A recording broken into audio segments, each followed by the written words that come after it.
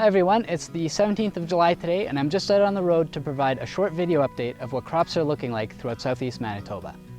The majority of this region has had a lot of heat with plenty of rainfall over the last 2 weeks, and this has really accelerated growth on the majority of fields.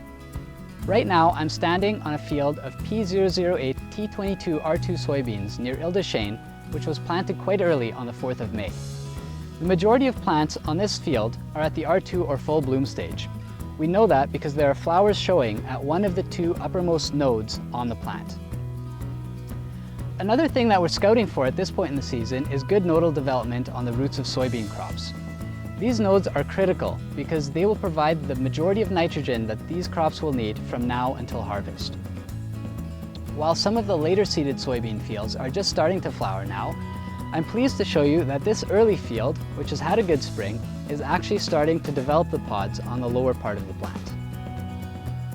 I'm near Grunthal, Manitoba, in a field of Clearfield canola, where we have 46 H75 beside a strip of 45 H76.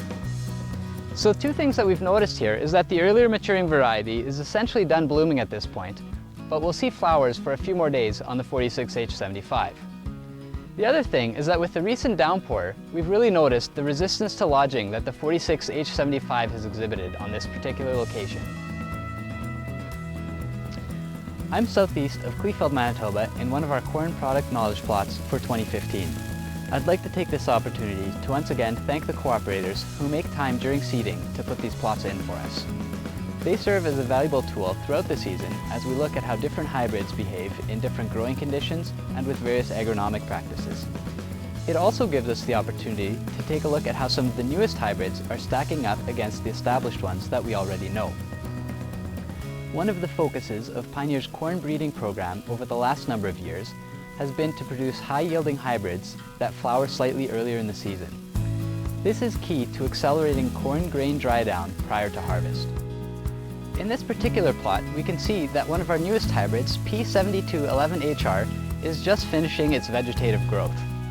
On this particular plant, we can already see the tassel visible at the top of the plant, as well as the first silks emerging from the ear shoot along the stalk.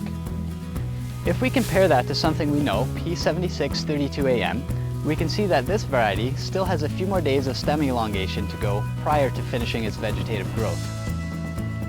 I've removed some of the leaves on the back of the plant, and it looks like in 4 or 5 days this tassel should be visible as well. It will be interesting to see by harvest time just how much this difference in maturity will make. I wanted to show you this field of P8651HR south of Steinbach, Manitoba, which was hit hard by a hail event about 2 weeks ago. Most of these plants are recovering nicely, and we do expect a decent silage yield at harvest. Most corn in southeast Manitoba is at the late vegetative stage, where stem elongation is rapid and a new leaf color is visible about every 2 days or so. These plants are picking up about 1/4 inch of moisture per day, and this will increase slightly throughout the silking period. With all the rain that we've had recently, many fields are saturated and have enough moisture to carry the crop into the reproductive stages. Thank you for watching, and if you have any questions, please don't hesitate to give us a call.